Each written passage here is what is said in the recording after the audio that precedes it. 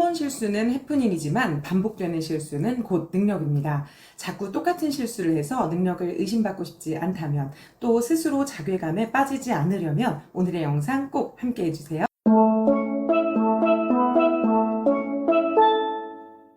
안녕하세요. 오늘도 갈등하는 당신의 TV 굿바이 갈등의 이현영입니다. 직장 생활 하다 보면 누구나 다 크고 작은 실수를 하잖아요. 전혀 예상하지 못했던 부분에서 실수가 발생하기도 하고, 또 다시는 안 그러려고 했는데 똑같은 실수를 또 하게 되기도 하죠. 그럴 때 상사에게 혼이 나거나 동료에게 눈치가 보여서도 그렇겠지만 스스로 되게 한심하게 느껴지는 게 정말 더 타격이 큰 것 같습니다. 혹시 오늘도 반복되는 실수를 하고 주눅 들어 계시거나 하루 종일 본인을 타박했던 분들, 잠시 후회와 질책은 접어두시고 어떻게 하면 우리 이 실수 지옥에서 벗어날 수 있을지 영상으로 함께 이야기 나눠보시죠. 일단 반복되는 실수를 하지 않으려면 이 실수의 원인을 파악하는 것이 매우 중요합니다. 반복되는 실수의 원인 첫 번째는 물어보지 않아서 그렇습니다. 되게 단순한 것 같죠? 좀 물어보세요. 물어봐도 됩니다. 물론 안 물어본 건지 못 물어본 건지는 모를 일입니다만 어찌됐든 질문이 없었던 건 사실이죠. 특히 신입사원이라면 본 대로 들은 대로 혹은 내 생각대로 일하기 전에 정확한 확인이 필요합니다. 이것도 모르냐면 혼날까봐, 상대방이 바빠 보여서 핑계인 듯 아닌 듯한 이유를 대면서 이런 식으로 그냥 넘어가면 절대 안 됩니다. 운이 좋아서 당장은 넘어갈 수 있다고 해도 내가 제대로 알고 한 게 아니기 때문에 언젠가는 그 실수가 다시 또 발생하게 되죠. 반복되는 실수의 원인 두 번째, 큰 그림만 봐서 그렇습니다. 좋게 말하면 시야가 넓다, 전체를 바라보는 이 큰 그림을 보는 습관 때문이라고 말할 수 있겠습니다. 그런데 나쁘게 말하면 대충 봐서 그렇습니다. 분명 매뉴얼이 있고 프로세스가 있어요. 그런데 그냥 훑어서 봅니다. 이런 사람들은 본인이 절대 대충 봤다고 생각하지 않아요. 보기는 봤으니까요. 그런데 하나하나 확인하지 않고 통독이라고 하죠. 소설이나 에세이를 읽는 것도 아니고 매뉴얼, 보고서 이런 것들을 슥 하고 눈으로 빠르게 읽으면 당연히 제대로 이해할 수가 없고 일부만 기억하고 있거나 그런 내용이 있었는지 어떤 기억조차도 나지 않기도 하죠. 이런 사람들은 실수가 발생했을 때 되게 억울해합니다. 다 봤는데도, 확인했는데도 문제가 발생했다고 생각하죠. 한 번도 아니고 반복되는 실수는 다 이유가 있는 겁니다. 반복되는 실수 원인 세 번째, 복귀하지 않아서 그렇습니다. 실수를 한 번 했으면 왜 그런 문제가 발생했는지, 이 다음에는 어떻게 해야 하는지 이 바둑 복귀하듯이 다시 돌아보는 것이 필요하죠. 그런데 실수한 그 당시에만 사과하고 반성하고 후회하고 그걸로 끝이에요. 그러면 다음에 똑같은 상황이 와도 또 실수하는 겁니다. 당장은 기억할 것 같지만 시간이 지나면 실수 자체에 대한 기억은 사라지고 실수에서 혼났던 기억, 창피했던 기억, 이런 것들만 남게 되죠. 기억에 의존하지 말고 기록하는 것이 중요한 이유겠습니다. 한두 번의 실수는 이벤트, 해프닝이지만 반복되는 실수는 곧 능력과 연결됩니다. 실수를 줄이고 좀 더 나은 업무 습관을 갖기 위해 우리 이렇게 한번 해보는 건 어떨까요? 첫 번째는 중간 보고의 생활화입니다. 업무가 주어졌을 때 중간 보고 없이 마감일날 짠! 하고 나타나는 사람들이 있어요. 혹은 마감일 직전에 그때 물어봅니다. 우리가 길을 찾을 때에도 조금 가다가 길을 잘못 들어섰다는 걸 알면 다시 돌아오면 될 일이에요. 그걸 빨리 깨닫는 게 중요하죠. 그런데 이미 고속도로 타버렸어요. 서울에서 부산까지 가버렸어요. 이러면 다시 돌아오는데 시간, 비용, 노력, 너무 많은 것들을 써야 하잖아요. 일도 마찬가지입니다. 중간 보고나 확인 없이 혼자 다 끝내고 나서 봐달라고 하면 실수를 바로잡는 데에만 너무 많은 시간과 노력을 써야 해요. 꼭 정식으로 보고하지 않아도 되니까 나 지금 어디쯤 가고 있는지, 나 어떻게 하고 있는지 중간중간 공유하는 게 매우 중요합니다.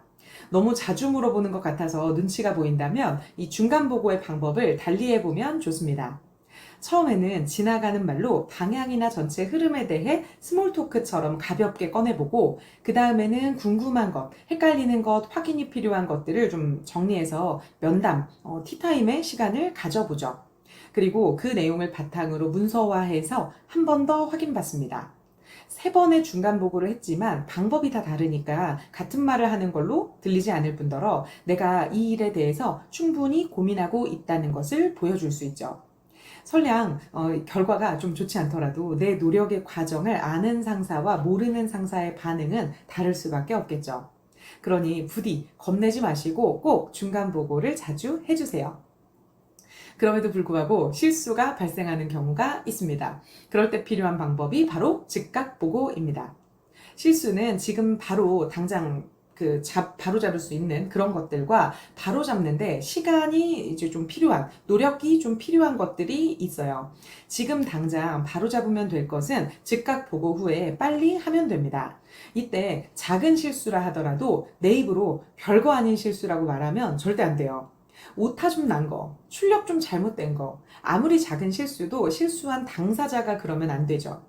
반대로 막 죽을 죄를 지은 사람처럼 너무 과하게 이렇게 뉘우칠 필요도 없고요. 적어도 어떤 문제가 발생했고 어떻게 조치했다 정도로 담백하게 말하면 됩니다. 그럼 실수를 바로잡는데 이 시간과 노력이 필요한 것은 어떻게 해야 될까요? 이때 부디 혼자 수습하려다가 이 골든타임을 놓치는 안타까운 일은 없기를 바랍니다. 호미로 막일 것을 가래로 막게 되는 불상사가 일어나게 되는 거죠. 문제가 생긴 직후에 말했으면 30분이면 해결될 일을 끙끙대면서 수습해 보려다가 훨씬 더 많은 시간과 노력을 들여 수습해야 할 수도 있습니다. 실수 하나 했을 뿐인데 그 대가가 참 크고 씁쓸할 수 있겠죠. 담당자가 있고 책임자가 있는 이유가 있습니다. 책임자에게 떠넘기라는 게 아니라 책임자와 즉각 공유하고 어떤 대처를 하면 좋을지 논의하거나 혹은 결정을 기다리는 겁니다. 마지막 3번째, 실수를 문장화하세요. 실수는 경험이다, 배움의 기회다, 뭐 이런 말들이 있는데 알면서도 이 말이 와닿지 않는 이유는 그것이 실제로 경험과 배움으로 이어지지 않기 때문입니다. 실수를 배움의 기회로 삼아야지 라고 다짐하는 게 중요한 게 아니라 실수로 인해 뭘 배웠는지, 어떤 경험을 했는지를 글로 써봐야 돼요. 이 생각만 하면 오래 남지 않습니다. 기억이 아니라 기록해야 한다고 앞서 말씀드렸잖아요. 실수 노트를 쓴다거나 나만의 매뉴얼을 작성한다거나 뭐 다 좋습니다. 이때 작성하는 방법은 일어난 사실, 깨달음, 배움입니다. 어떠한 실수를 해서 너무 놀랐고 스스로 자괴감이 들었고 다음에는 안 그래야지 하고 느꼈다. 이거는 일기예요.